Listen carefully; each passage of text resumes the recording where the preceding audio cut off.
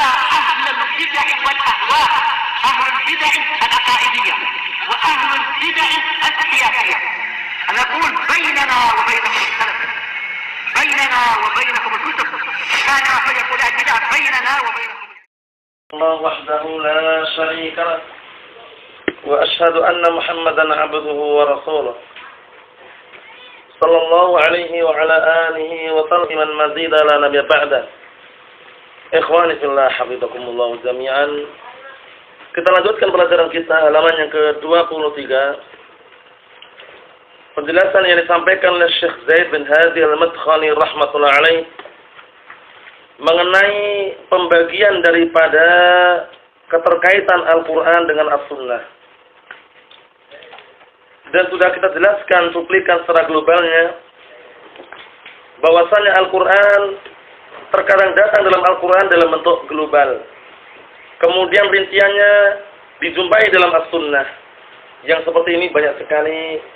Contohnya, mengenai perintah sholat di dalam Al-Quran sifatnya global. Wa aqimus sholat, dan tegakkanlah sholat. Sholat di sini masih global. Sholat 5 waktu juga sholat. Sholat jenazah juga sholat. Sholat istisqa juga sholat. Namun gerakan-gerakan perbedaan antara sholat satu dengan yang lainnya dijelaskan dirinci dalam As-Sunnah. Ini menunjukkan bahwasannya antara Al-Quran dan As-Sunnah ada keterkaitan yang sangat erat. Kita lihat di sini barakallahu fikum, kata beliau, "Summa sunnah min haitsu ilaqatiha bil Qur'anil Karim salah satu anwa'." Kemudian sunnah ditinjau dari keterkaitannya dia dengan Al-Qur'anul Karim terbagi menjadi 3. Yang pertama, naw'un minha za'a muwafiqan fil ahkam wal halal wal haram lil Qur'anil Karim. Jenis yang pertama adalah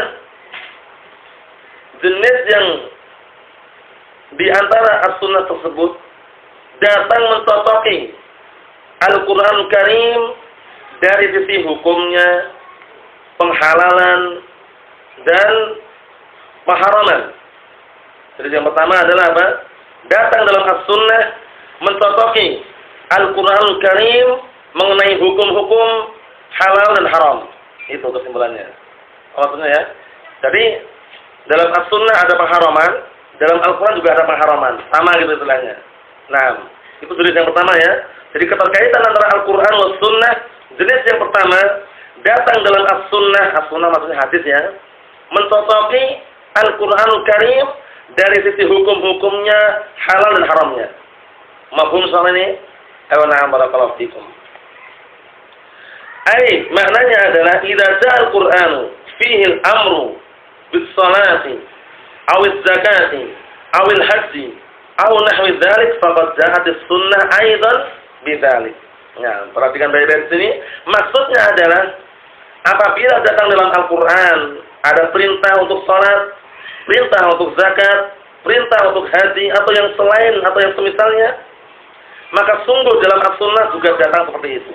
Ya enggak? Dalam Al-Quran ada perintah untuk salat, dalam As-Sunnah juga ada. Berarti mencocoki itu ya. Nah, barakallahu fikum. Kama qala azza wa jalla, sebagaimana firman Allah Subhanahu wa taala, "Ittabi'u ma unzila ilaikum min rabbikum wa la tattabi'u min dunihi awliya, qalilan ma tadhakkarun." Ikutilah oleh kalian apa-apa yang telah diturunkan kepada kalian dari Rabb kalian, dan jangan sekali-kali kalian mengikuti yang selain Allah Subhanahu wa taala, selain apa yang Allah taala turunkan sebagai panutan atau sandaran. Qalilan ma tadhakkarun, sedikit sekali kalian itu mau mengingat. Wa qala azza wa jalla, fa idza qadaytumus salata fadhkurullaha qiyaman wa qu'udan wa 'ala junubikum. Fa idza mannantum faqimus salata inna salata kanat 'alal mu'minina kitaban mawquta. Nah, kita lihat di sini barakallahu fikum ikhwani wa akhwati fillah, a'azzani wa a'azzakumullah. Apabila kalian telah selesai melakukan salat, maka berzikirlah kalian kepada Allah, baik dengan cara berdiri maupun dengan cara duduk maupun dengan cara berbaring. Nah, barakallahu fikum. Kemudian ketika kalian sudah merasa tenang, tidak ada rasa takut musuh dan semisalnya, tegakkanlah salat. Inna sholata kanat 'alal mu'minina kitaban mawquta. Sesungguhnya salat itu adalah perkara yang diwajibkan untuk segenap kaum mukminin pada waktu yang telah ditentukan. Ini semuanya barakallahu fikum kalau kita perhatikan waktu-waktu salat ya, secara rinci dan terperinci disebutkan dalam as-sunnah. Nah, jadi salat upayakan tepat pada waktunya. Karena termasuk amalan yang paling baik, yang paling Allah cintai adalah as-salatu ala waqtiha. Salat tepat pada waktunya. Kita lihat barakallahu fikum. Wa ja'at as-sunnah aidan kadzalika faqad qala sallallahu alaihi wasallam, dan sungguh telah datang dalam as-sunnah perintah untuk salat juga. Adalah sabda Rasulullah sallallahu alaihi wasallam, bunyal islamu ala khamsin. Agama Islam itu dibangun di atas 5 perkara. Syahadati alla ilaha illallah wa anna Muhammadar Rasulullah. Pertama adalah syahadatain. Pertama adalah apa? Syahadatain. Syahadatain itu maksudnya adalah 2 persaksian, asyhadu an la ilaha illallah wa anna Muhammadar Rasulullah. Itu syahadatain maksudnya. Nah, barakallahu fikum. Kemudian berikutnya wa iqamus shalah, dan tegakkan zakat atau istilahnya menegakkan salat. Nah, barakallahu fikum. Wa itaiz zakat, dan menunaikan zakat. Wa shaumi Ramadan, dan puasa Ramadan. Wa hajjil bait liman istata'a ilaihi sabila, dan haji ke Baitullah Haram bagi siapa yang mampu untuk apa? Melakukan perjalanan tersebut. Oleh karena itu ikhwani fillah hafizakumullah jami'an, kalau seandainya kita semuanya diberikan keluasan harta, jangan terluputkan walaupun sekali dalam seumur hidup ini untuk umrah. Kalau tidak mampu haji, umrah paling minim barakallahu fikum.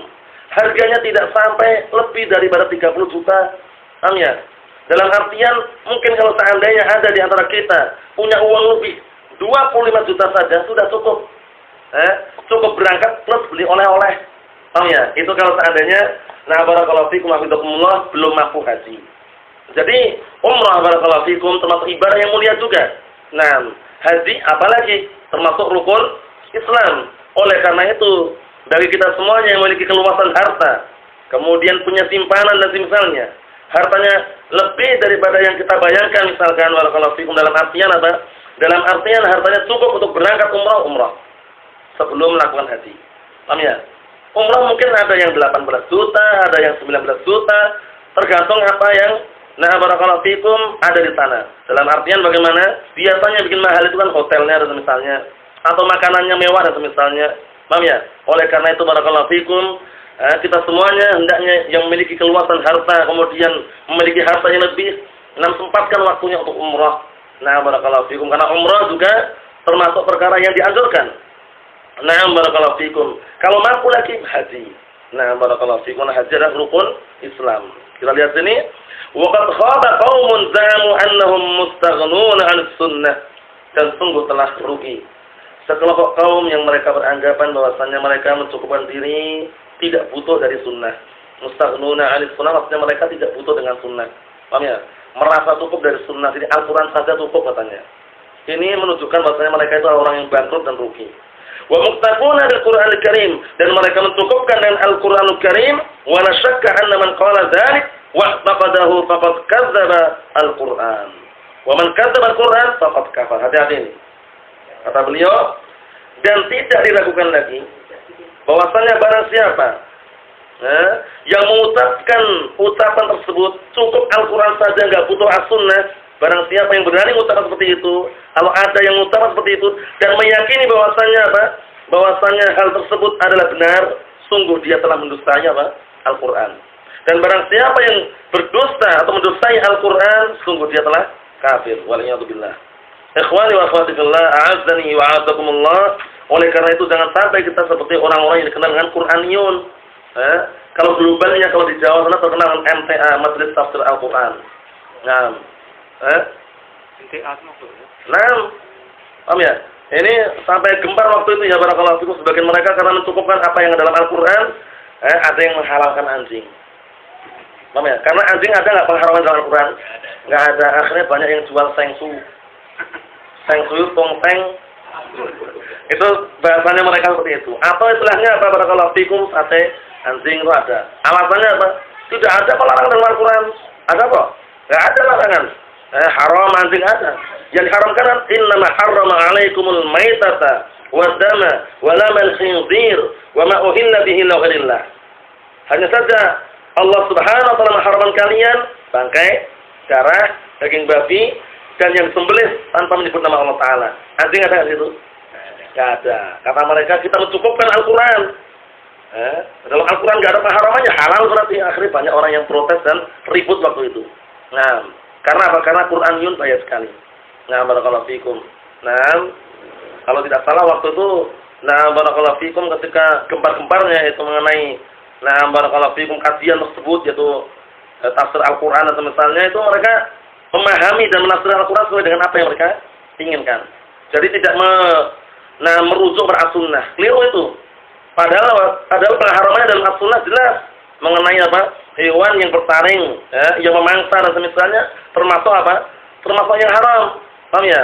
Atau hewan dari burung yang apa? Memiliki takar yang untuk memangsa juga haram. Jadi kalau seperti itu keadaannya barakallahu fikum, kalau tidak datang nas yang menunjukkan haramnya sesuatu tapi ada yang umum ini dipakai. Paham belum? Nanti caranya apa? Yang khusus dibawa kepada yang umum. Manakala tidak ada dalil pengkhususan. Nah, sekarang antum jumpai dalam Al-Quran, dalam As-Sunnah, lafaz kucing adalah haram ada?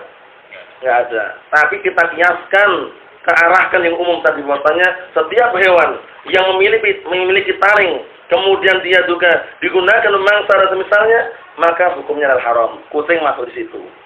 Paham belum? Kecuali yang dikecualikan dalam As-Sunnah, lain lagi pembahasannya. Paham maksudnya ya? Jadi kaidah-kaidah seperti itu penting sekali. Semua hewan yang ada di lautan dalam artian hewan laut, hukum globalnya semuanya halal. Kecuali hewan lautan, bangkainya hewannya itu halal semuanya. Kecuali yang bertaring dan memangsa. Kalau hewan laut bertaring memangsa, apa silakan. Ini umum lafaznya. Kecuali tadi penjelasan apa? Kecuali apa? Belum tak sebutkan kecualinya. Belum. Kalau tadi kan hewan yang selain hewan laut. Paham ya? Hewan bertaring memangsa kan haram tadi kan itu bukan hewan laut. Nah sekarang ada lafaz yang global. Lafaznya umum cuma dikecualikan. Nah pengecualian ini keluar dari asal. Maksudnya apa? Semua hewan laut. Paham ya? Nah baik yang bertaring atau yang tidak bertaring, babi laut, anjing laut dan semisalnya, hukum asalnya adalah halal. Kecuali hewan yang membahayakan. Nah. Paham ya? Walaupun hewan laut membahayakan haram hukumnya. Paham ya? Kalau membahayakan hanya saja. Tapi kalau nggak membahayakan kembali ke hukum asal. Al-hillu maitatuhu la tahurun ma'uhu wal-hillu maitatuhu wa. Airnya suci untuk wudhu juga bisa. Bangkainya halal dimakan. Bangkai di sini maksudnya bangkai apa? Laut. Hewan laut, bukan hewan darat dibuang ke laut. Paham ya? Itu tetap haram. Paham ya? Maksudnya bangkai ini memang bangkai hewan laut itu ya. Nah, barakallahu fikum. Naam. Kemudian di sana ada yang dikecualikan, sekedar faedah saja barakallahu fikum. Naam, darat ataupun laut, hidup ataupun mati bangkainya halal. Hewan apa? Hewan darat, laut maupun laut. Maksudnya laut itu ya mungkin sekeliling laut itulah istilahnya. Tapi bangkainya dan istilahnya nggak bangkainya tetap halal. Belalang dan ikan. Belalang dan ikan itu ikan di got-got itu ada ikan misalkan, paham ya? Dalam keadaan hukum asalnya halal. Bangkainya juga halal, ikan lain mati halal. Oh ya, walaupun nggak di laut. Belalang apa tersilakan, paham ya? Halal juga. Nah, paham salah ya? Ayo, nah, itu dibahas dalam kitab fikih. Kita lihat sini barakallahu fikum jenis yang kedua. Jenis yang pertama datang dalam as-sunnah mencocoki apa yang ada dalam Al-Quran berupa hukum halal haram. Yang kedua, wa naw'un min hadza bi ahkamin mustaqillah. Jenis yang kedua datang dalam as-sunnah dengan hukum-hukum tersendiri. Maksudnya bagaimana?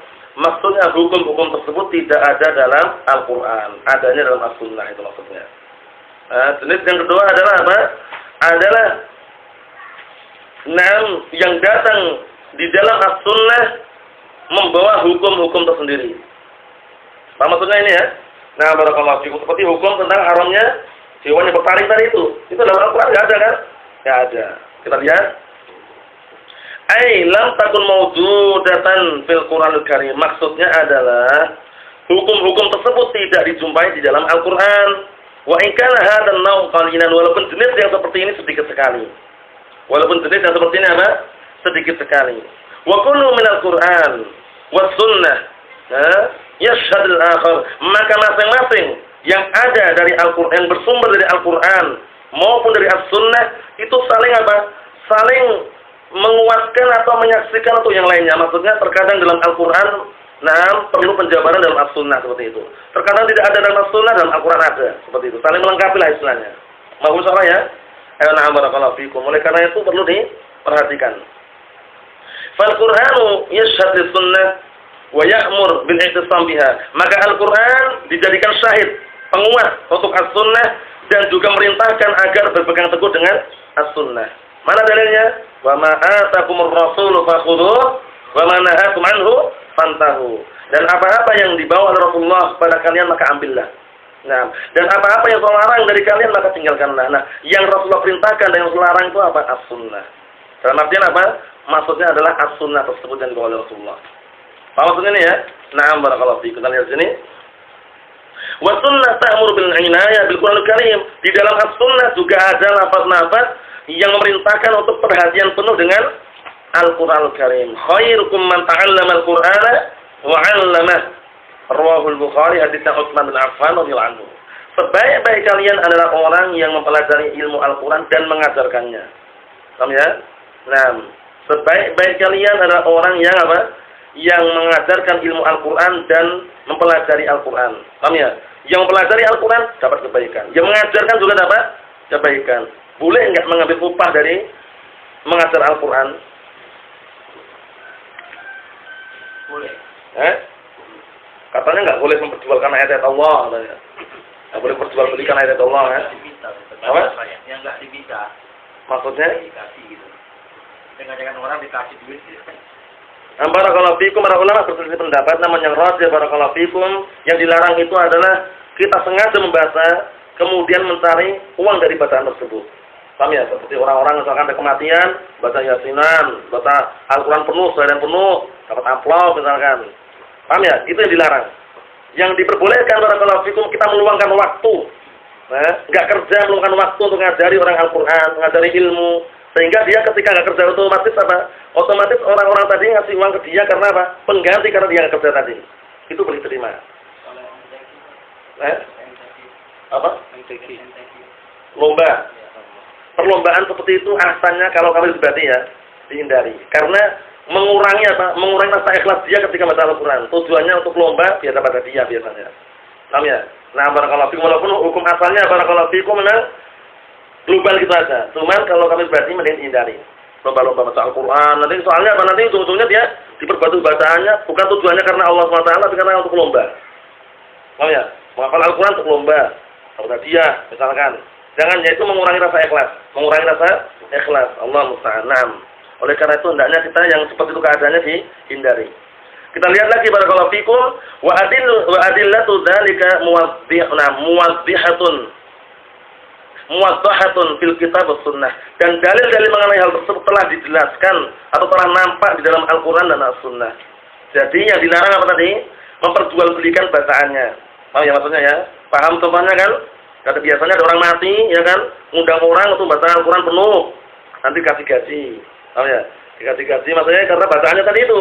Paham ya? Baca Al-Fatihah, Yasinan, kasih gaji, kasih uang karena bacaannya tadi. Kalau kita mengajarkan ilmu Al-Qur'an, ilmu As-Sunnah, meluangkan waktunya. Misalkan ya, kita seharusnya kerja, jadi nggak kerja karena gara-gara apa? Untuk ngajari tadi. Kemudian ada orang yang menggantikan dari waktu yang dia luangkan tadi, ngasih uang, boleh diambil. Apa maksudnya ini ya, bedanya ya? Ini nggak tasawul ya, bukan tasawul. Paham ya? Dia ngomong, Pak, kami punya kerjaan. Jadi kalau kami suruh ngajar pun nggak bisa. Wah, salah kamu ngajar aja nanti, waktu yang seharusnya kamu kerja, tak ganti dengan uang dari kami. Itu lain urusannya ya. Yang dilarang itu minta-minta. Kami harapkan wali santri, wali murid semuanya untuk mengumpulkan uang. Berhubung ustaznya nggak kerja, ya untuk ngasih makan ustaz misalkan akhir dilarang seperti itu. Paham itu ya? Soalnya ada seperti itu, paham ya? Ada nggak? Ada, paham ya? Ustaznya nggak mau kerja, mau santai-santai, kemudian berani ngomong gitu loh. Dikumpulkan semua wali santri, Innalhamdulillah gitu ya. Kemudian lama-lama akhirnya kami harapkan semua kepada wali santri untuk ta'awun, lafaznya ta'awun ya. Nah, ta'awun untuk mengumpulkan uangnya per orang ya 50.000 nggak masalah, paham ya? Untuk apa? Ya untuk ustaznya, yang ngomong itu ustaznya sendiri itu loh. Untuk ustaznya, untuk makan, dan misalnya. Padahal ustaznya itu kalau seandainya mau kerja pun bisa itu loh. Cuma itu nggak layak. Pernah ditanyakan kepada barakallahu fikum wa hafizakumullah, Syekh Abdullah Iryani waqafallahu waktu itu di Surabaya mengenai hal tersebut. Bagaimana hukumnya kita mengambil uang dari santri untuk ma'isyah kita? Beliau melarang seperti itu. Karena termasuk bagian dari tasawur. Berbeda kalau kita meluangkan waktu kita, misalkan ada orang, sekelompok orang itu ya dalam artian thalabul ilmi lah, datangi Ustaz, tolong luangkan waktu Ustaz, kami mau belajar bahasa Arab misalkan. Nah, tapi kami kerja, nggak ada waktu lain, kita anak Ustaz, nggak masalah Ustaz, nggak usah kerja, kami yang nanggung. Jadi itu kan dari mereka semua. Itu bukan tasawur. Paham ya? Karena Ustaznya benar-benar ngajar, meluangkan waktunya untuk ngajar tadi itu, sehingga Ustaznya nggak kerja. Paham ya?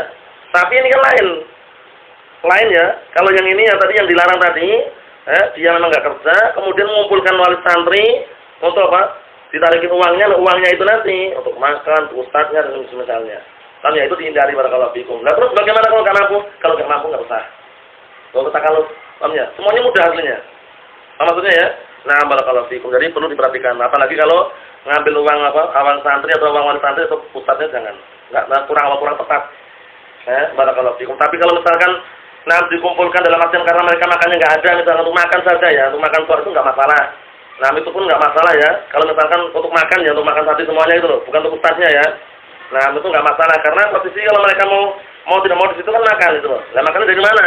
Ya mungkin mereka sendiri inisiatif ngumpulin bareng-bareng gitu kan. Tanpa harus dipaksa misalnya. Kalau nggak mampu nggak usah bikin. Selesai urusan. Nah nggak perlu takalluf. Kita lihat sini. Allah musta'an. Kalau Allah azza wa jalla, Allah Ta'ala berfirman, "Wa ma atakumur rasulu fakhudhuhu wa ma nahakum 'anhu fantahu wattaqullaha innallaha syadidul 'iqab." Dan apa-apa yang Rasulullah bawa kepada kalian berupa perintah dan semisalnya, maka ambillah, kerjakanlah. Dan apa-apa yang Rasulullah larang dari barakallahu fikum, perkara tersebut dilarang. Barakallahu fikum, Rasulullah melarang dari kalian, dalam artian jangan kalian mengerjakannya, Rasulullah melarang seperti itu, maka hindarilah dan jauhilah. Wattaqullah, dan bertakwalah kepada Allah Subhanahu wa taala, innallaha syadidul 'iqab. Sesungguhnya Allah Ta'ala zat yang maha keras azabnya.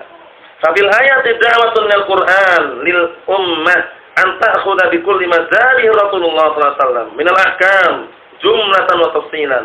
Di dalam ayat yang mulia ini ada seruan dari Al-Qur'anul Karim untuk umat ini agar mengambil seluruh apa yang dibawa oleh Rasulullah sallallahu alaihi wasallam berupa hukum-hukum baik secara global maupun secara terperinci.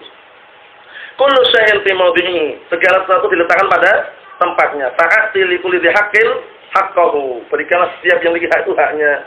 Hak mata ketika capek perlu istirahat, ditidurkan. Paham ya? Nah, barakallahu fikum. Hak seseorang ketika capek istirahat. Seperti itu semuanya diletakkan pada tempatnya. Paham ya? Nah, barakallahu fikum. Datang dalam sebuah hadis yang tidak sahih, hadisnya palsu, tidak salah itu ya. Lafaznya idza ja'akumun nu'as fa'akrimu. Paham ya? Artinya jika datang kepada kalian rasa ngantuk, muliakanlah ngantuk tersebut. Paham ya? Ada lafaz seperti itu waktu itu di Damas kami tak mendengar. Nah, barakallahu fikum, Syekh Yahya hafizahullah taala waktu itu menyebutkan ketika memberikan faedah dalam artian ada hadis yang tersebar tapi hadisnya tidak sahih tadi itu. Semakna idza ja'akumun nu'as, apabila datang kepada kalian rasa ngantuk, fa'akrimu, muliakanlah rasa ngantuk tersebut. Maksudnya dimuliakan kenapa? Itu. Tapi hadisnya lemah.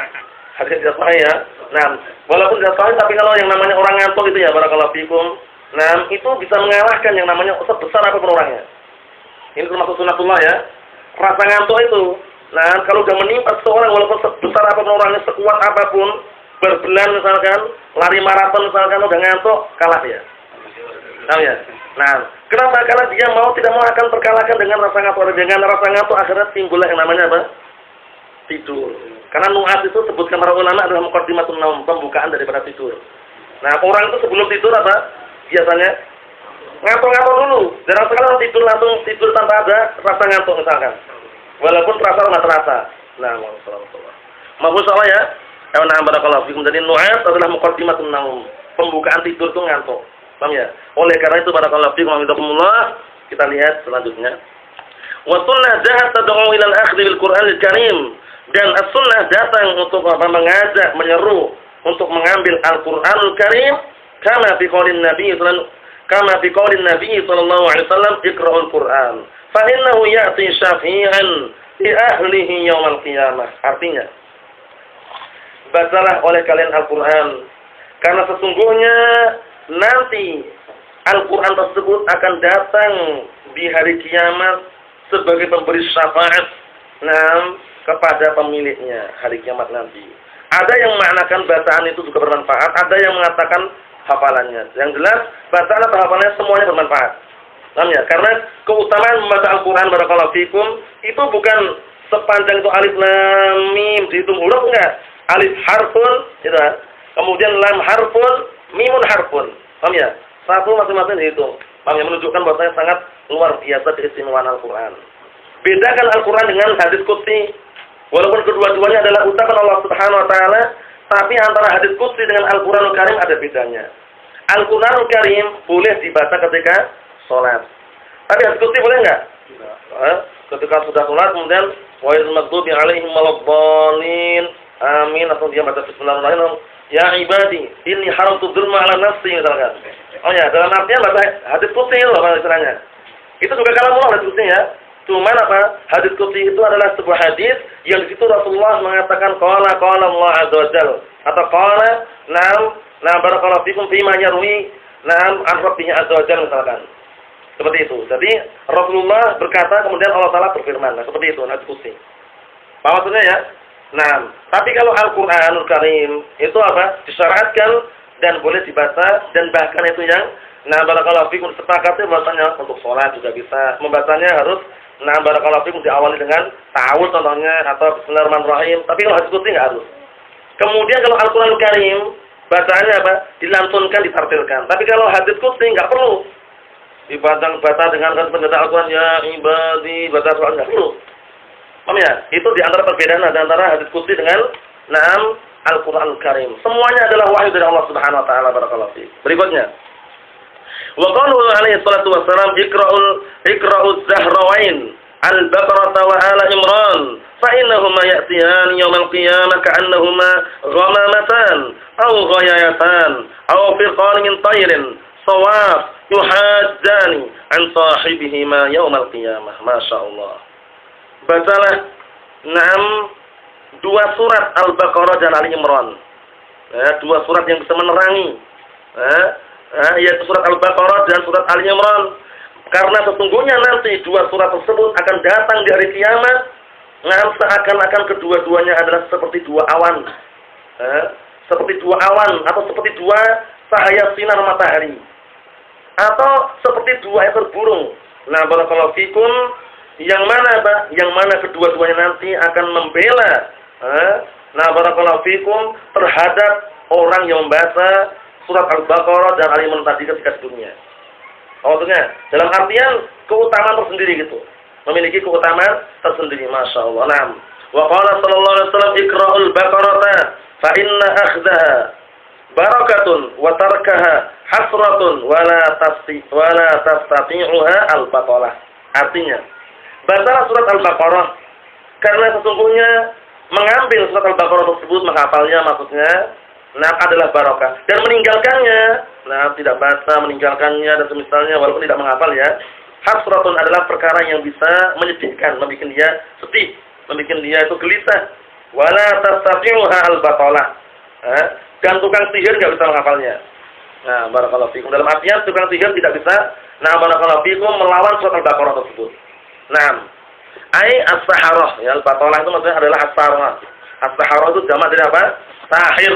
Jadi saharah di sini adalah jamak ya. Saharatun jamak dari apa?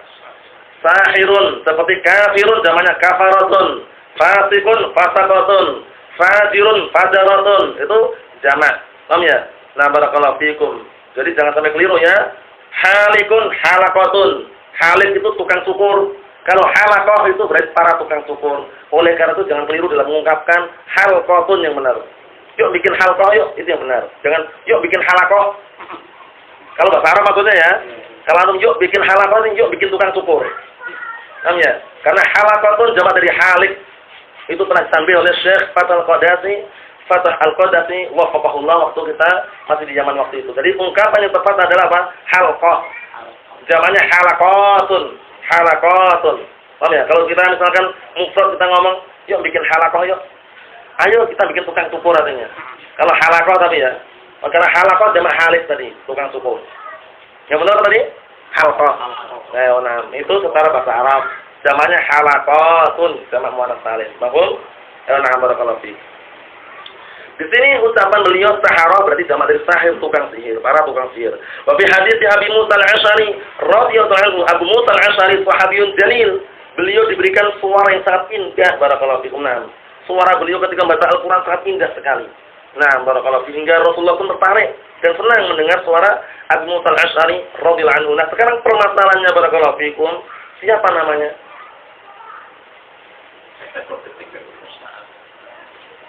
Abu Musa al-Asy'ari? Abu Musa al-Asy'ari? Abu Hamzah? Ini Abu Musa ini. Bukan Abu Musa al-Asy'ari bukan? Abdurrahman. Hah? Kalau Abu Musa al-Asy'ari lain lagi. Ini Abu Musa al-Asy'ari, namanya siapa? Siapa? Kan, hati-hati, jangan tukar-tukar. Abdurrahman. Sa'ad bin Malik bin Sinan itu Abu Sa'id al-Khudri, lain lagi. Coba. Abdullah bin Qais. Abdullah bin Qais. Abdullah bin Qais. Siapa? Abdullah bin Qais. Abdullah bin Qais. Siapa tadi? Nah, itu namanya Abu Musa al-Asy'ari. Paham ya? Nah, barakallahu fiik. Kalau Abu Sa'id al-Khudri Sa'ad bin Malik bin Sinan. Nah, jangan tertukar ya. Ayo wa na'am barakallahu fiikum. Kita lihat sini. Dari hadis Abi Musa al-Asy'ari anhu 'an Nabi sallallahu alaihi wasallam bahwasanya Rasulullah bersabda, "Yuqalu li qari'il Qur'an," akan diucapkan nanti di hari kiamat terhadap orang yang membaca Al-Qur'an, "Iqra' warattil wartaqi," ai fi ghurafil jannah. Bacalah dan tartilkanlah Al-Qur'an. Jadi baca Al-Qur'an itu upayakan kalau bisa tartil. Warattilil Qur'ana tartila. Nah, bacalah Al-Qur'an secara tartil. Tartil itu maksudnya sesuai dengan tajwidnya, yang ikhfa diikhfakan, yang gunah digunakan, yang idhar diidharkan. Paham ya? Kekeliruan dalam baca Al-Qur'an kalau seorang imam, itu kalau dia imamnya orang yang keliru bacaannya, dilihat bacaannya kelirunya fatal atau tidak. Kalau cuma keliru dari si idgham, ikhfa, idhar, la yadur. Selama tidak mengubah makna. Tapi kalau buatannya bagus, ihdinas siratal mustaqim, bagus sekali. Ayo. Siratal ladzina an'amtu, katanya dia. Padahal tajwidnya benar ya. Idgham, ikhfa, idhar, tapi dia bacanya keliru. An'amtu alaihim. Itu berarti kerusakannya fatal, mengubah makna. Itu hati-hati, jangan pula di belakangnya kalau seperti itu. Oh ya, mencari imam yang lain. Tapi kalau bacaannya cuma keliru, ikhfa diidghamkan, idgham diikhfakan, tapi makhrajnya dalam artian apa? Domir-domirnya kata gantinya tepat dan mengubah makna, enggak masalah hukum asalnya. Maksudnya ya, tapi lebih baiknya kalau kita sholat di belakang imam ya bacaannya benar dua-duanya. Sama maksudnya itu. Nah, barakallahu fiikum. Oleh karena itu, fadilah utamanya bagi pembaca Al-Qur'an, bacalah Al-Qur'an dan tartilkanlah wartaqi dan naiklah ai fi khurabil jannah. Nabi maksudnya naik ini masuk ke barakallahu fiikum kamar-kamar surga. Kamar-kamar surga, Masya Allah, keutamaan tersendiri. Kenapa? Fa inna manzilataka 'inda akhir ayatin taqra'uha.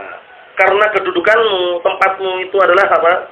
Nah, berada di akhir ayat yang apa? Engkau membacanya. Jangan khawatir, orang yang baca Al-Qur'an masih terpatah-patah itu. Oh, terpatah-patah enggak? Terpatah-patah atau apa? Terbata-bata. Terbata-bata, barakallahu fiikum, itu dapat 2 pahala. Oh ya, dapat 2 pahala. Rasulullah mengatakan, "Nah, barakallahu fiikum, al-mahiru bil Qur'an." Hadisnya muttafaqun alaih, hadis Aisyah ummul mukminin radhiyallahu anha, "Al-mahiru bil Qur'an ma'a safaratil kiramil bararah. Walladzi yaqra'ul Qur'an, na'am, wa yatata'u fihi wa 'alaihi syad falahu ajran." Paham ya? Artinya apa artinya? Artinya adalah orang yang pandai baca Al-Qur'an, pandai menghafal tajwidnya dan semisalnya, maka dia nanti di akhirat bersama para malaikat. Safaratul kiramil bararah, para malaikat. Amin. Kemudian walladzi yaqra'ul Qur'an, dan orang yang baca Al-Qur'an tapi yatata'u fihi, maksudnya itu terbata-bata tadi itu. Bismillah misalkan. Tapi dia berusaha gitu loh untuk bisa. Itu apa? Falahu ajran. Dapat 2 pahala. Pahala bacaan Al-Qur'an, pahala masyaqqah beratnya dia ketika melantunkan ayat-ayat Al-Qur'an tadi. Karena kita bukan orang Arab, orang Indonesia.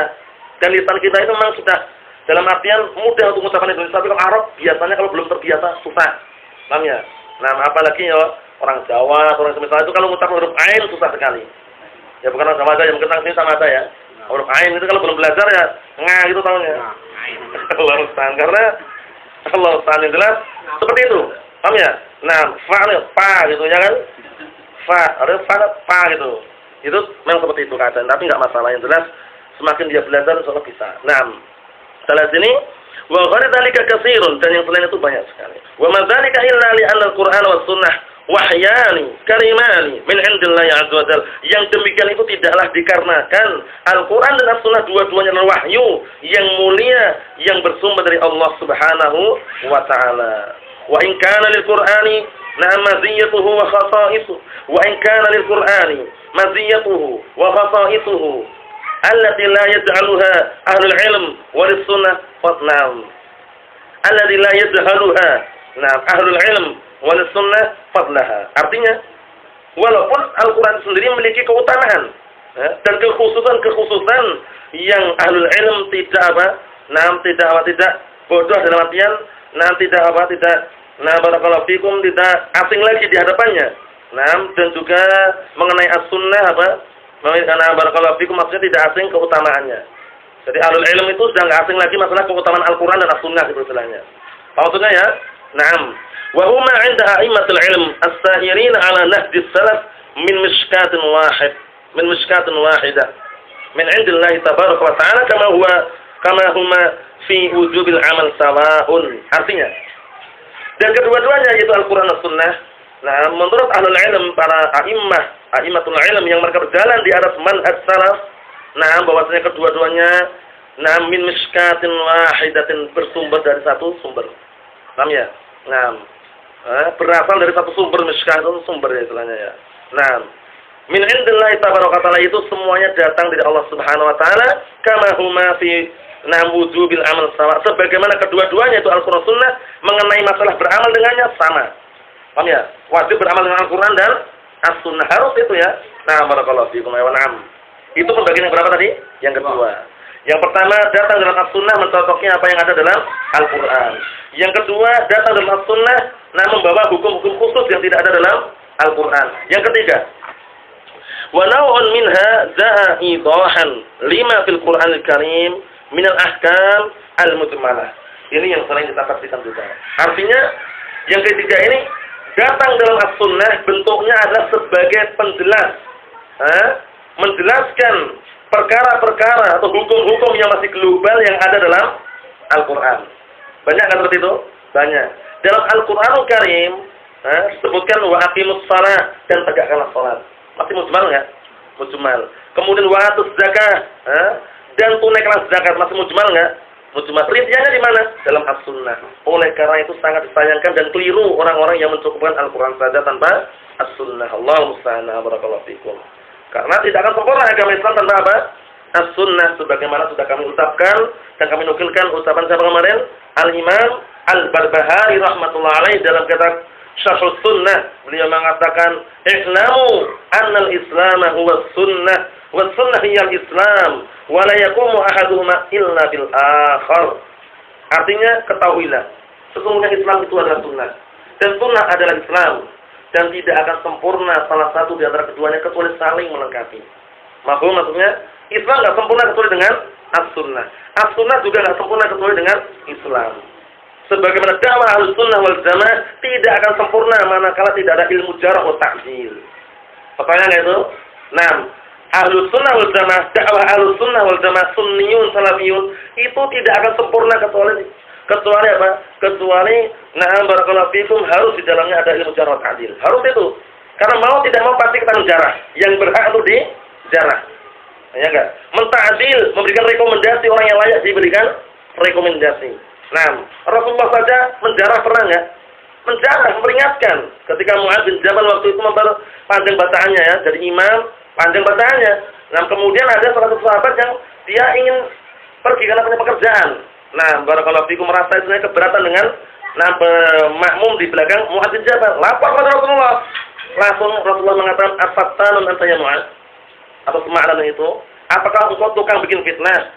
Ingin bikin fitnah wahai Mu'adz? Akhirnya Rasulullah menasihati barakallahu fikum, Nah, idza shalla ahadukum lin-nas falyukhaffif. Apabila salah seorang di antara kalian itu salat menjadi imam untuk manusia, maka hendaknya diperingan salatnya. Ini hukum asal ya, hukum asal ya. Yang namanya hukum asal itu tanpa mandang belakangnya itu labul ilm atau bukan, hukum asal. Kalau kita imam, nah sebagai imam maka hendaknya diperingan. Kenapa? Fa inna fi mudha'if wa saqim wa talhadah. Karena nah barakallahu fikum di belakang kalian itu ada orang yang sakit, orang yang lemah, ada orang yang memiliki kebutuhan. Itu hukum asal seperti itu. Berbeda kalau semuanya sudah para santri misalkan di pondok pesantren mau dipanjangkan tak fadhal karena sudah terbiasa. Tapi kalau kita sholat di kampung dari imam, antum panjangkan pada lari orang-orang. Paham ya? Oleh karena itu kisahnya dulu di Yaman itu dikasih kisah bagus sekali ya. Ya cuman kisahnya sebenarnya istilahnya cuma untuk menghibur saja waktu itu. Jadi suatu ketika ada orang imam baca surat Al-Baqarah.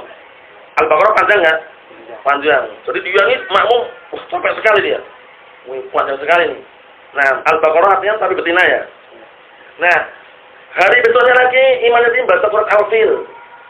Gambaran dia Al-Fil gajah itu besar itu ya, gambaran dia. Padahal ayatnya apa? Lebih pendek. Akhirnya dia begitu mendengar alam tara kaifa fa'ala rabbuka bi ashabil fil, pergi dia. Khawatirnya lebih panjang daripada Al-Baqarah itu loh. Maksudnya itu. Paham kan? Nah, barakallahu fiik. Jadi seperti itu. Waktu itu kisahnya, ya kita semua para santri pada pertama waktu itu soalnya waktu itu ceritakan Mas Yahya gitu ya di dalam majelis. Jadi memang barakallahu fiikum manusia itu pada asalnya memang keadaan seperti itu, dalam artian suka yang pendek dan nggak terlalu panjang. Oleh karena itu kalau kita imam, di belakang kita orang awam, campur baur dan semisalnya ya upayakan sedang. Maksudnya yang namanya suratnya pendek itu nggak masalah, bacanya pelan itu kelihatan panjang, ya nggak? Nah berbeda kalau misalkan suratnya panjang dibaca cepat mungkin kelihatan pendek. Oleh karena itu kita bacanya pendek nggak masalah. Ketika jadi imam untuk apa? Untuk orang awam dan semisalnya kan bacanya pelan. Seperti itu caranya. Harus kita memakai siasat. Nah, disiasati dengan cara itu tadi. Suratnya pendek tapi bacanya pelan. Nah, kita lihat sini. Na'am barakallahu fikum kas-sholati waz-zakati wal-hajj was-shaum wa nahwiha. Seperti salat, zakat, haji dan puasa dan yang semisalnya. Ini semuanya dalam Al-Qur'an datang dalam keadaan apa? Mujmal, global. Nah, masalah salat, tegakkanlah salat. Salat apa ini? Umum enggak? Umum, sholat jenazah juga sama, sholat istisqa juga masuk situ juga, sholatul khauf juga masuk situ juga, paham ya? Tapi kan dirinci dalam apa? As-sunnah. Nah, barakallahu fikum. Pertanyaannya sekarang untuk antum Mas, antum. Ya. Pertanyaannya, sholat gerhana, sholat kusuf, itu berapa rakaat? 2 rakaat. Berapa kali sujud? 4 kali sujud. Berapa kali rukuk? 2. Sholat kusuf sholat gerhana. 2 rakaat, 4 kali apa? Sujud. Nah, berapa kali rukuk? 2? Enggak masalah kalau belum. Oh, enggak masalah. Antum Pak, ayo.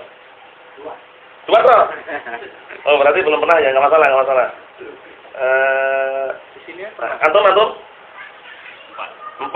Lihat bedanya. Kalau sholat kusuf, bedanya apa? Allahu Akbar ya. Baca surat Al-Fatihah dan misalnya suratnya agak panjang itu rakaat pertama, kemudian Allahu Akbar rukuk. Sami Allahu liman hamdah seperti semula lagi. Baca Al-Fatihah lagi. Paham ya? Baca Al-Fatihah, baca surat lagi, kemudian baru nanti Allahu Akbar rukuk, baru seperti biasanya. Jadi setiap 1 rakaat berapa kali rukuk? 2 kali rukuk. Berarti total 2 rakaat berapa kali rukuk? 4 rukuk. Itu ya, paham ya? Nah, itu sholat gerhana, kusuf. Nah, itu pembahasan dalam kitab fikih. Kita lihat sini. Kemudian rincian masalah zakat, harus nisab, haul, itu semua dalam as-sunnah. Masalah puasa sunnah, puasa wajib, itu juga ada dalam as-sunnah penjelasannya. Warisumil bid'ati wa khatriha, faqad waradat nususun tuhadd minha. Dan dikarenakan bahayanya dan jeleknya bid'ah serta bahayanya, maka sungguh telah datang nas-nas dalil-dalil yang memperingatkan darinya. Minha diantaranya ma sabaqa minal ayatul karimat, yaitu yang sudah kita lewati berupa ayat-ayat yang mulia, wa minas sunnati qaulun Nabi sallallahu alaihi wasallam fi hadits Aisyah, dan yang bersumber dari as-sunnah adalah ucapan Rasulullah sallallahu alaihi wasallam di dalam hadis Aisyah ummul mukminin. Paham ya? Abu siapa itu tadi? Abu siapa? Abu Abdillah Nam. Aisyah ini boleh nggak Aisyatun itu? Boleh, paham ya? Boleh kan? Aisyatun namanya itu.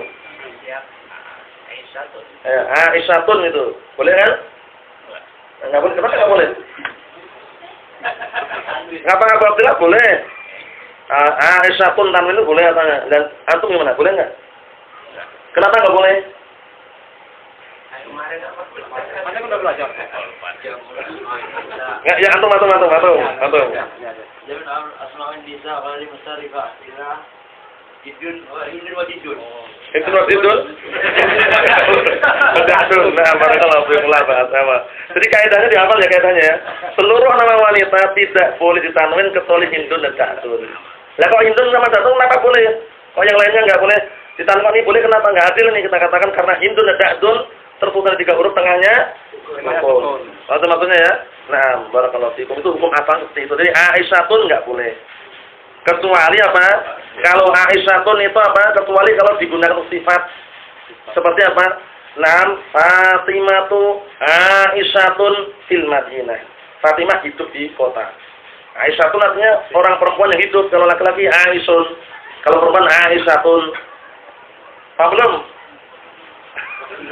Belum paham ya?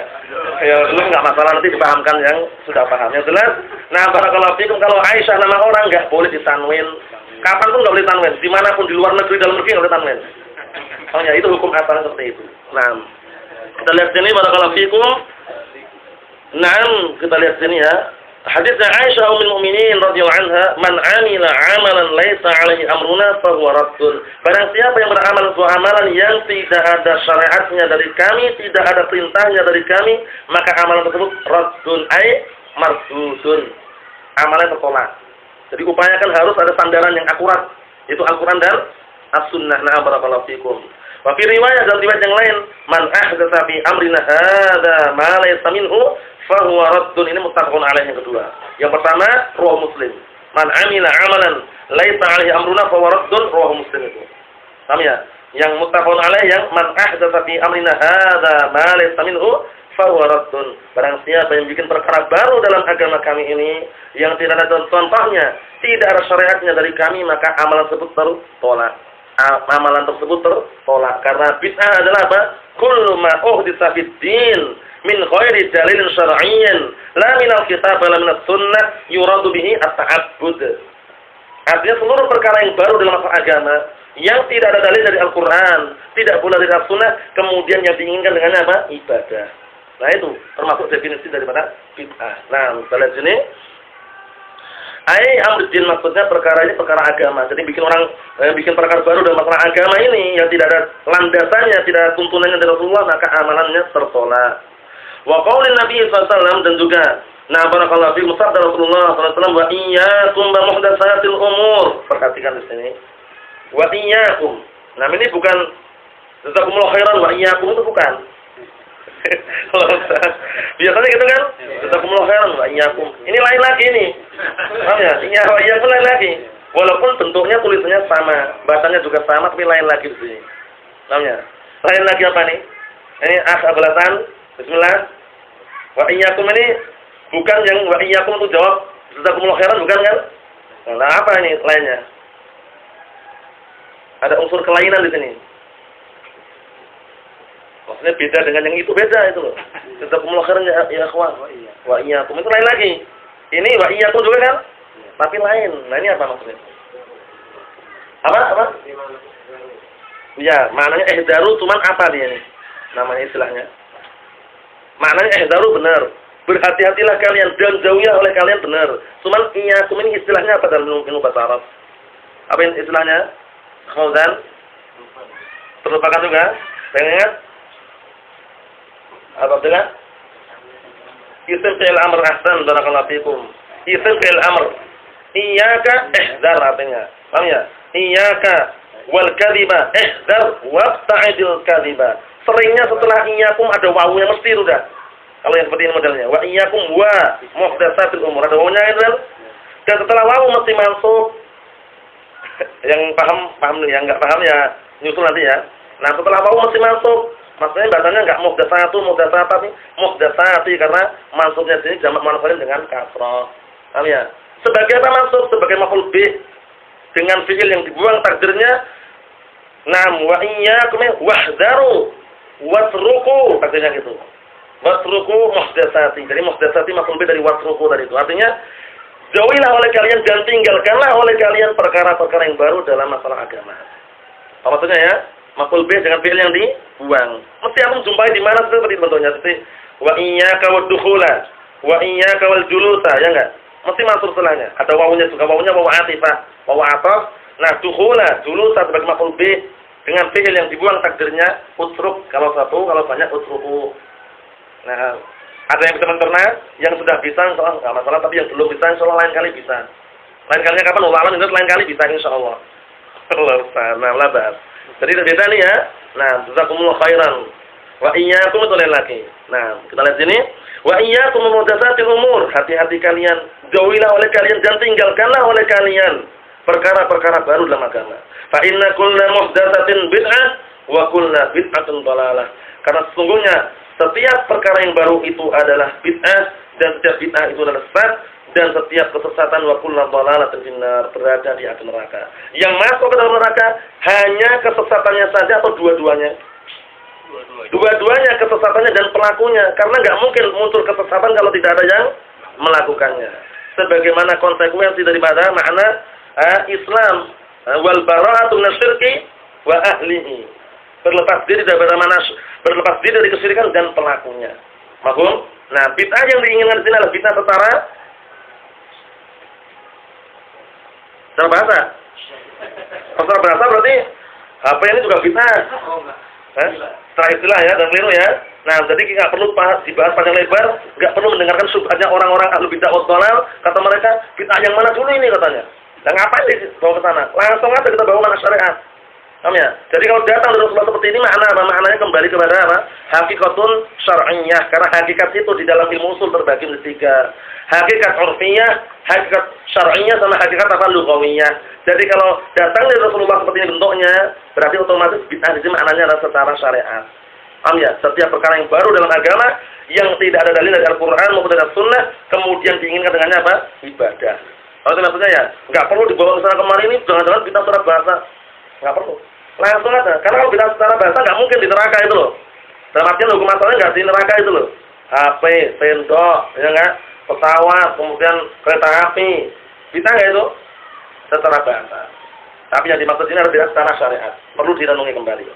Nah, wa bidzalika tahdhirun syadidun minal wuqu' fil bid'ah, dan di situ dalam hadis tersebut ada peringatan yang sangat keras. Nah, barakallahu fikum, peringatan yang sangat keras. Nah, barakallahu fikum terhadap orang yang terjatuh dalam perkara-perkara bid'ah. Wa madzalika illa li su'miha wa kasrati syarriha wa khatariha 'alan nas. Tidaklah ancaman yang sangat keras tersebut, peringatan yang sangat keras tersebut, melainkan dikarenakan jeleknya kebid'ahan tersebut dan banyaknya kejelekannya. Nah, barakallahu fikum, dan juga bahayanya bid'ah tersebut terhadap manusia. Karena apa? Manusia kalau sudah terlanjur masuk dalam lembah kebid'ahan, barakallahu fikum, dia tidak akan mengatakan itu bid'ah. Bahkan mengatakan itu adalah ibadah. Oleh karena itu susah, pelaku bid'ah yang sudah kental itu susah untuk diajak taubat. Dan apa? Nah, barakallahu fikum, biasanya jarang sekali dapat taufik taubat karena mengakui perkara bid'ah itu adalah ibadah. Saya akan menjelaskan berkali-kali ini ya. Berbeda dengan pelaku maksiat, karena nggak ada orang yang mengatakan maksiat itu ibadah. Paham ya? Berjudi, berzina, nggak ada yang mengatakan zina itu ibadah, kok nggak ada. Oleh karena itu lebih mudah untuk taubat. Maksudnya ya? Nah, barakallahu fikum. Kita lihat sini. Nam kullu zamanin tanjumu fihi bid'un wa dhalalatun, dikarenakan setiap zaman, setiap waktu muncul yang namanya bid'ah dan kesesatan sudah kami jelaskan, barakallahu fikum, akan dijelaskan lagi. Waqad bada'at min asri sahabah faqad zaharat bid'atul khawarij, dan sungguh telah barakallahu fikum bermula munculnya bid'ah di zaman para sahabat, dan sungguh telah nampak bid'atul khawarij. Oleh karena itu para ulama mengatakan awalu bid'atin zaharat fil Islam bid'atul khawarij. Bid'ah pertama kali yang muncul dalam agama Islam adalah bid'atul khawarij, yang waktu dipelopori oleh seorang oknum, namanya siapa? gelarnya, julukannya. Oknum Khawarij yang berani mulutnya lantang mengatakan, "Iqbil ya Muhammad, berbuat adil engkau Muhammad." Siapa yang oknum Khawarij ini? Siapa Abu Zaki? Zulkarnain. Sama. Abu Wais. Oh, Abu Wais. Zulkarnain. Zulakmal. Lain lagi ya. Siapa?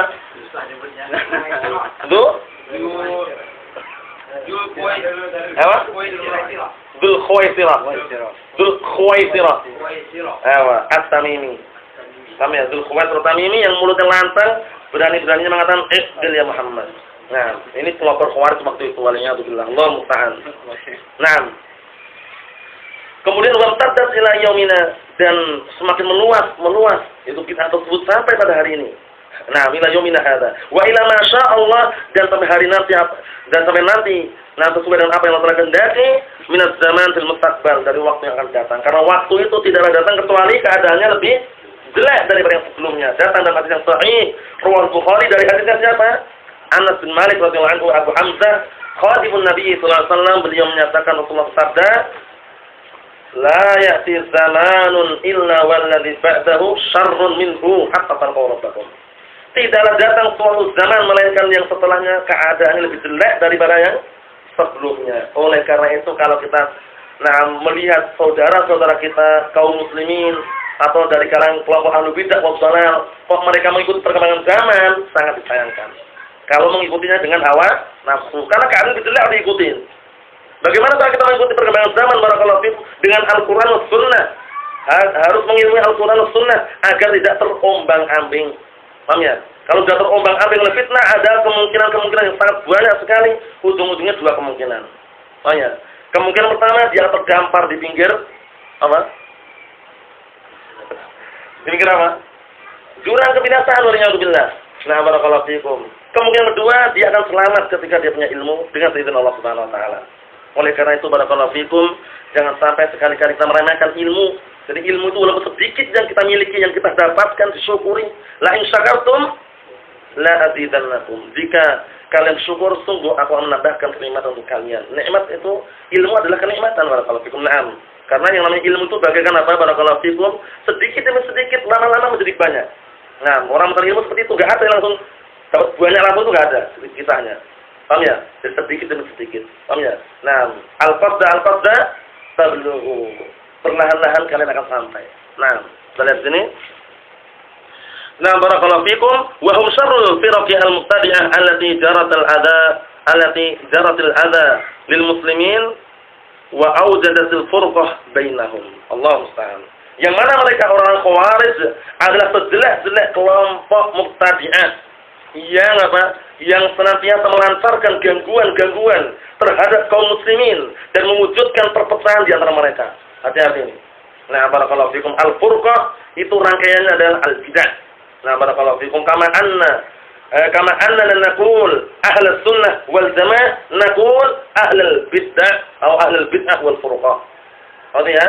Nah, barakallahu fikum, kita katakan ahlus sunnah wal jamaah. Berarti ahlul bid'ah wal furqah. Paham ya? Ahlus sunnah adalah orang-orang yang menegakkan dan mengamalkan Al-Qur'an was sunnah wal jamaah, bersatu padu di atas apa? Al-Qur'an was sunnah, ajaran yang benar. Karena kalau datang perintah untuk berpegang teguh dengan jamaah, maksudnya apa?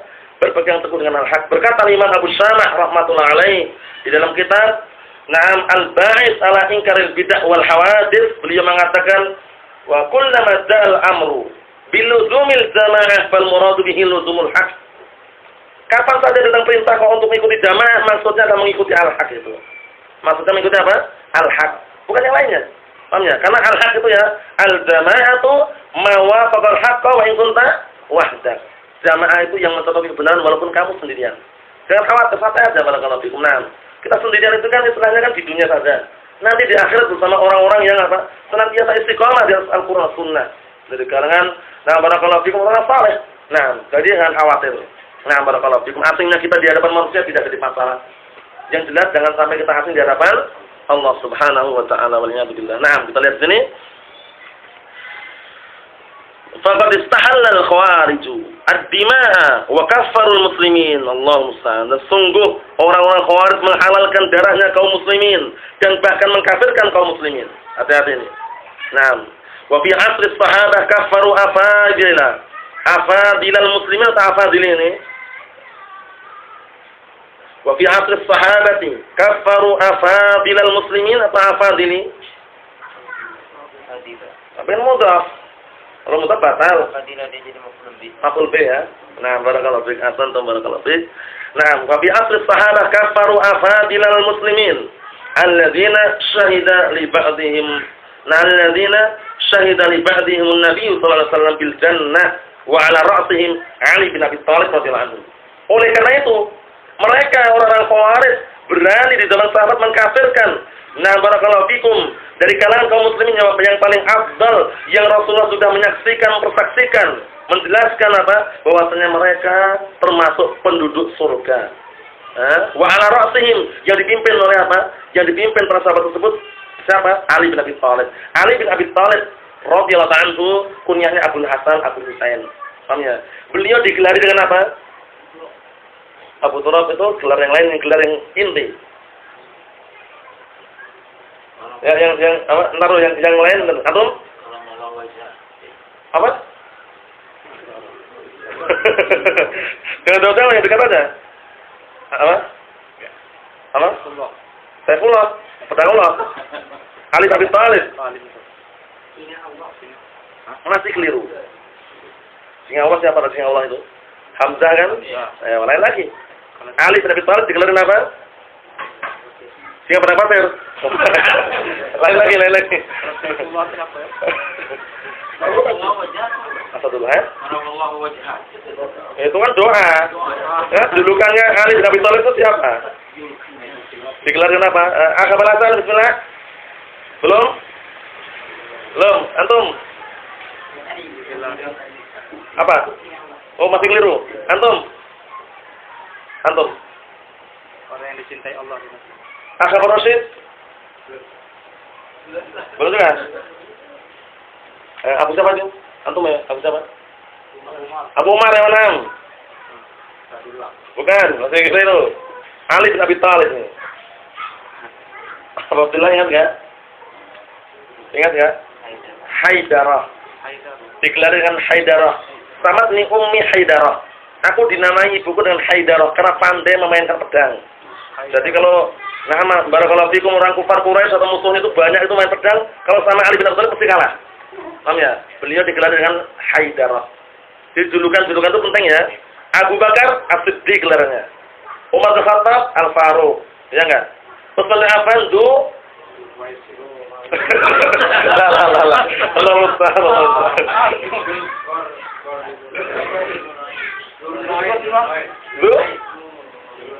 Pelan-pelan. Nurain. Paham ya? Orang yang memiliki dua cahaya. Paham ya? Kenapa kok digelar dengan Nurain? Karena menikahi dua putrinya Rasulullah. Siapa dan siapa? Ruqayyah dan Ummu Kulsum. Ahsan, barakallahu fikum. Nah, digelari Nurain. Nah, Ali bin Abi Thalib ini barakallahu fikum, beliau digelari dengan apa tadi? Haidarah. Nah, posisi beliau dengan Ali bin Abi Thalib posisinya dengan Rasulullah sebagai apa? Menantu. Hasan Husain posisinya dengan Rasulullah sebagai apa? Cucu. Fatimah radhiyallahu anha posisinya dengan Ali bin Abi Thalib sebagai apa? Fatimah. Benar. Istrinya melahirkan seorang apa? Dua orang putra tadi, Hasan dan Husain, yang mana kedua-duanya dijamin masuk surga, enggak boleh meragukan lagi. Bahkan Rasulullah mengatakan apa? Innal Hasan wa Husain sayyida syabab ahli jannah. Sesungguhnya Hasan dan Husain adalah pemimpinnya para pemuda penduduk surga, Hasan dan Husain. Namun sangat disayangkan Syiah Rafidhah. Syiah Rafidhah mereka lebih mengagungkan Husain padahal keutamaan lebih baik Hasan berdasarnya. Karena Hasan, nah barakallahu fikum, memimpin khilafah yang waktu itu Ali bin Abi Thalib meninggal dunia ya. Karena khilafatul nubuwah berapa tahun? 30 tahun. Nah, ketika akhir-akhir beliau meninggal, sempat Hasan ini memimpin. Mendapatkan apa? Kepemimpinan. Namun demi menyelamatkan darahnya kaum muslimin, agar tidak bertumpah darah waktu itu karena kubunya Ali bin Abi Thalib dengan Muawiyah bin Abi Sufyan lagi panas-panasnya itu. Akhirnya Hasan tanazul, menyerahkan jabatannya atau kekuasaannya pada Muawiyah bin Abi Sufyan. Akhirnya Syiah Rafidhah teriak-teriak, marah mereka dengan Muawiyah kurang ajar, Muawiyah perampok, Muawiyah ini karena apa? Jabatan Ali bin Abi Thalib diambil sama Muawiyah. Padahal bukan pengambilan paksa. Hasan itu yang tanazul sendiri karena apa? Sabda Rasulullah sallallahu alaihi wasallam, "Inna ibni hadza sayyid." Sesungguhnya cucuku ini adalah sayyid, ada tuan, pemimpin. Nah, wala'allaha an yusliha nabi bainal fi'ataini al-'azimataini minal muslimin atau minal mu'minin. Artinya, sesungguhnya cucuku ini adalah tuan atau pemimpin. Dan semoga Allah Subhanahu wa taala akan mendamaikan dengan sebab cucuku itu Hasan dari itu dua kelompok yang besar di kalangan mukminin yang lagi bertikai. Siapa kelompoknya siapa? Ali bin Abi Thalib dengan Muawiyah bin Abi Sufyan. Oleh karena itu kalau di Yaman sana ya, yang pernah ke sana ya. Itu kalau hari raya namanya Idul Qadir, itu antum perhatikan baik-baik. Gunung-gunung itu biasanya penuh dengan kayak api-api itu. Mereka bikin kayak obor itu. Nah, untuk mengingati terbunuhnya Husain katanya. Nah, nanti kalau udah lama-lama gunung itu tembak pakai AK berapa? AK apa? AK-47 itu. Paham ya? Ditembakin gunung utang. Tak apa benar? Itu Muawiyah bin Abi Sufyan. Pentingnya bukan main. Oleh karena itu kalau antum di zaman sana siapa namamu? Ali. Wah, senang, masya Allah, hayakallah. Siapa namamu? Muawiyah. Penting mereka. Mendengar nama Muawiyah bersih. Siapa namamu? Abu Bakar. Enggak suka. Siapa namamu? Umar. Enggak suka. Paham ya? Tapi kalau Husain, Ali, Fatimah, senang. Paham ya? Walaupun demikian keadaannya, tapi mereka itu sangat disayangkan karena keliru. Nah, mereka itu sendiri kalau kita perhatikan terjemah dan biografinya, tragedi terbunuhnya Husain itu juga ada unsur tangan mereka. Allah musta'an. Oleh karena itu hati-hati barakallahu fikum. Syiah Rafidhah itu ritual mereka yang sering dilakukan ketika sholat, mereka apa? Irsal tangannya. Takbirnya Allahu Akbar ini tangannya. Paham ya? Kemudian nanti kalau tahiyat, asyhadu anna aliyan waliyullah. Dikatakan Ali yang waliullah. Kemudian nanti barakallahu fikum kalau sujud enggak mau sujud ke lantai kita. Bumi ini enggak mau kecuali tanah Karbala katanya. Kayak kalung itu gumpalan tanah atau tanah apa itu tanah Karbala katanya ya. Nah, sujud nempel situ.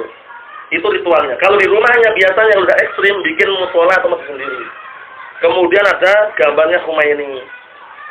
Nah, itu tanda-tandanya di antaranya. Kalau di Indonesia walau alam sudah nampak atau belum, kalau nampak hati-hati. Karena mereka memiliki akidah apa namanya? At-taqiyah, menyembunyikan aslinya. Senyum-senyum ternyata dia Syiah. Paham ya? Nah, sudah ada. Terang-terangan. Enggak mungkin sholatnya gini juga. Atau pernah masuk? Atau pernah lihat? Mana? Berani pakai tangan juga? Tangannya bisa enggak? Tangannya gini.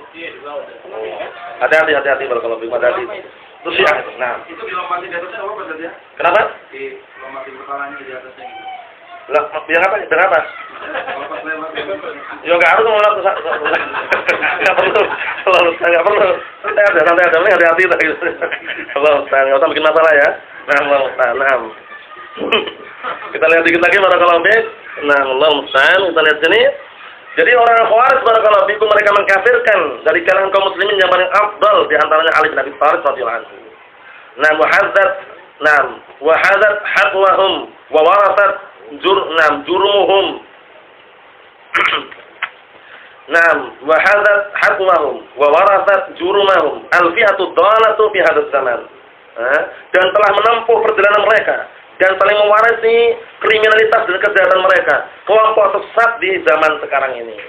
Nah, alladzina tajamma'u wa khatatu takhtitan syaitaniyan fakafaru al-muslimin wa 'ala ra'sihim al-ulama wal hukam wastahallu ad-dima'a al-muharrama al-ma'suma wa akhafu as-sabil bal wa akhafu al-muduna wal qura fil biladil haramain wa ghairiha min buldanil 'alam. Artinya, nah itu orang-orang yang mereka berkumpul, kemudian mereka merencanakan rencana-rencana yang berbau syaitan, maksudnya rencana setan, ya, kejahatan istilahnya itu. Mereka mengkafirkan kaum muslimin, yang mereka kafirkan diantaranya yang pemimpin mereka yaitu para ulama dan para pemimpin muslim. Dan mereka menghalalkan darahnya yang sudah diharamkan dan terjaga. Karena hukum asalnya darahnya kaum muslimin halal atau haram? Haram. La yahillu damu mri'in muslimin illa bi ihda salat. Hadisnya siapa itu? Hadis siapa itu? La yahillu damu mri'in muslimin illa bi ihda salat. Hadis Abdullah bin Mas'ud ya. Hadis Abdullah bin Mas'ud radhiyallahu anhu, insyaallah hadis Abdullah bin Mas'ud. Nah, artinya tidak dihalalkan darahnya seorang muslim kecuali disebabkan salah satu di antara tiga perkara. Pertama, as-sayyibuz zani, seorang yang sudah menikah kemudian berzina. Itu halal darahnya, dirajam maksudnya. Paham ya? Itu masalahnya. Yang kedua apa yang kedua? An-nafsu bin nafsi, qisas. Pembunuhan dibalas dengan pembunuhan. Paham ya? Itu juga halal darahnya. Artinya enggak boleh kalau enggak ada unsur tadi itu. Kemudian yang ketiga adalah barakallahu fikum at-tariku lidinihi al-mufariqu jamaah. Orang yang meninggalkan agamanya, berpisah dari jamaatul muslimin, murtad maksudnya. Man baddala dinahu faqtuluh. Barang siapa yang dia mengubah agamanya maka bunuhlah.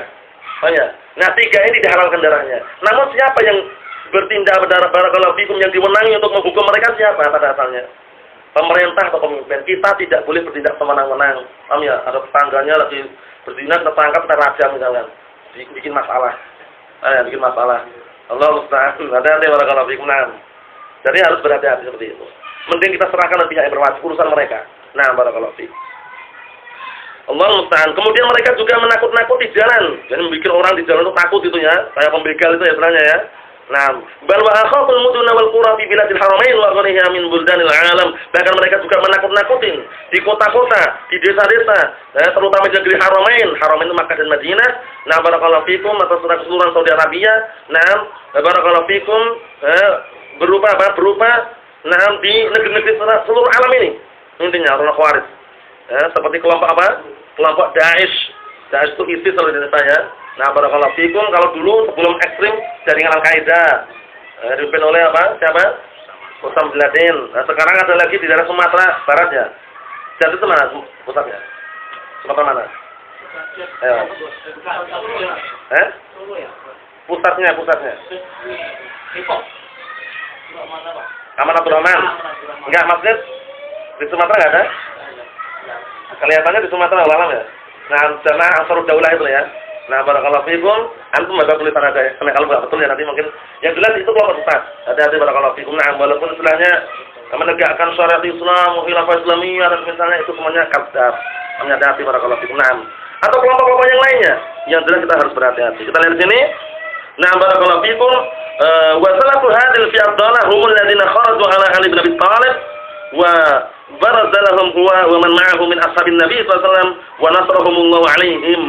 Artinya, dan pendahulu mereka kelompok sesat tersebut adalah orang-orang yang mereka pemberontak terhadap Ali bin Abi Thalib dan juga barakallahu fikum nampak di hadapan mereka atau istilahnya yang melayani dan juga melawan mereka dan orang yang bersamanya dari kalangan sahabat Rasulullah SAW. Kemudian Allah Ta'ala memberikan pertolongan kepada mereka untuk memerangi Khawarij tersebut. Maksudnya Ali bin Abi Thalib dan juga segenap para sahabat tempat berperang dan melawan mereka. Allah musta'an. Akhirnya Allah Ta'ala memberikan pertolongan kepada kaum muslimin untuk apa? Menumpas kelompok-kelompok Khawarij tersebut. Sama hiya illa sa'ah illa waqad qudiya alaihim. Tidaklah mereka umurnya beberapa jam saja. Setelah itu mereka bisa dihabisin. Waktu itu ya. Wa arahallahu hina kemudian Allah Ta'ala membuat istirahat, menenangkan kaum muslimin pada waktu itu. Barakallahu fikum min syarrihim, dari kejelekan mereka. Wa kanu qabla dzalik kharaju 'ala al-Faruq faqataluhu wa jama'atan ma'ahu. Allah musta'an. Perhatikan baik-baik ini. Dahulu mereka sebelum membuat ulah terhadap Ali bin Abi Thalib dulu pernah berontak di hadapan Amirul Mukminin Al-Faruq Umar bin Khattab Abu Hafsin. Nah, digelari Al-Faruq sebabnya kenapa? Abu Abdullah. Itu beliau langsung menyatakan kebenaran Islam di hadapan kaum Quraisy. Jangan berpanjang, yang singkat saja. Kenapa dengan Al-Faruq? Li'anna Allah Ta'ala yufarriqu bainal haqqi wal batil bisabab itu caranya. Dikarenakan Allah Ta'ala itu memisahkan antara al-haq dan al-batil dengan sebab Umar bin Khattab. Tegas orangnya. Setan itu ketemu lari, setan. Paham ya? Rasulullah mengatakan, "Ya Umar, inna syaitan la yafiru mink." Wahai Umar, setan itu kalau ketemu kamu lari. Lalu salat tafajjal la salaka syaitan fajjan ghairu fasik. Artinya kalau seandainya kamu berjalan di sebuah gang, jalan itu, ini saya setan jalan lain. Bayangkan Umar Khattab radhiyallahu anhu. Nah, dan firasat beliau seringnya dibenarkan dengan Al-Quran. Dalam artian, beliau ingin sekali kalau Al-Quran turun, ayat turun beneran. Ketika turun apa? Turun ayat hijab. Waktu itu Saudah, nah barakallahu fikum, istri Rasulullah SAW, suatu ketika keluar di malam hari untuk melakukan apa? Qada'ul hajah. Karena waktu itu yang namanya kamar mandi itu nggak ada kamar-kamar gini ya. Saya bulaan lah, padang pasir itu ada. Nah, kemudian Umar mengatakan, aku tahu kamu Saudah ya. Aku semangat dengan itu. Akhirnya melapor pada Rasulullah, ya Rasulullah, Umar tadi mengalami seperti ini. Padahal Umar tujuannya bukan untuk menggoda, tapi sangat pengen sekali kalau seandainya turun ayat hijab. Setelah itu turun benar. Surat Al-Ahzab ayat 59. Ya ayyuhan nabiyyu qul li azwajika wa banatika wa nisa'il mu'minin yudnina 'alaihinna min jalabibihin dzalika adna an yu'rafna fala yu'zain wa kana Allahu ghafurur rahim. Artinya, wahai Nabi, katakanlah pada istri-istrimu dan anak-anak perempuanmu dan istri-istri kaum mukminin agar mereka menjulurkan jilbab mereka ke seluruh tubuh mereka. Paham ya? Yang dipahami di sini ya, namanya ke seluruh tubuh ya, sadar masuk juga di situ. Paham ya? Enggak perlu panjang lebar, yang jelas longgar, lebar, tidak menimbulkan fitnah di situ. Kemudian apa? Tujuannya apa sih? Tujuannya Pak disuruh berita seluruhnya kenapa? Dzalika adna an yu'rafna fala yu'zain. Karena yang demikian itu lebih mudah dikenal dan tidak diganggu. Seringnya orang itu para wanita diganggu kenapa? Pakainya seksi. Ya enggak? Coba kalau pakai cadar atau istilahnya tertutup, pakainya lebar, warnanya juga warna yang gelap, siapa yang ganggu? Takut. Ninja. Paham ya? Seperti itu kan? Wah, ada burung gagak misalkan. Takut mereka. Paham ya? Tapi kalau pakainya seksi, berpakaian telanjang, banyak yang diganggu, banyak yang digoda. Itu nggak perlu dipraktekkan, nggak perlu dibuktikan, saksikan saja sudah. Paham ya? Yang terjadi saksikan aja. Dalam artian apa? Dalam artian keadaan seperti itu, berpakaian tapi telanjang itu berbahaya sekali. Paham ya? Nah, oleh karena itu kami sarankan Ahlus Sunnah wal Jamaah dimanapun mereka berada, walaupun tidak ada larangannya, upayakan akhwat pakaiannya adalah warna-warna gelap kalau keluar rumah. Nah, warna gelap ada hitam pekat, ada biru tua, coklat tua, ada pun pakai warna-warni yang penting pakai cadar, itu Ahlus Sunnah nggak setuju. Keluar pakai warna-warni penting pakai cadar katanya. Yang namanya warna-warni menarik perhatian itu. Yang namanya naluri dan tabiat manusia lelaki yang normal itu kalau melihat warna-warna yang identiknya menarik, tertarik nggak kira-kira? Walaupun pakai cadar tertarik, masya Allah nih, warnanya merah muda, tertarik kan? Coba kalau warnanya hitam pekat, atau istilahnya apa? Istilahnya biru tua, coklat tua, misalkan, paham ya? Orang pun nggak akan tertarik. Lalu orang itu ya barakallahu fikum, kaum lelaki aja ya, dalam artian globalnya ya, melihat sandal yang warnanya jambon ya. Dalam artian apa? Sandal yang warnanya merah muda dah pikirannya aneh-aneh siapa ya? Enggak perlu pakai itu, yang jelas warnanya dah. Nah, oleh karena itu jangan bermudah-mudahan, yang penting ada larangan.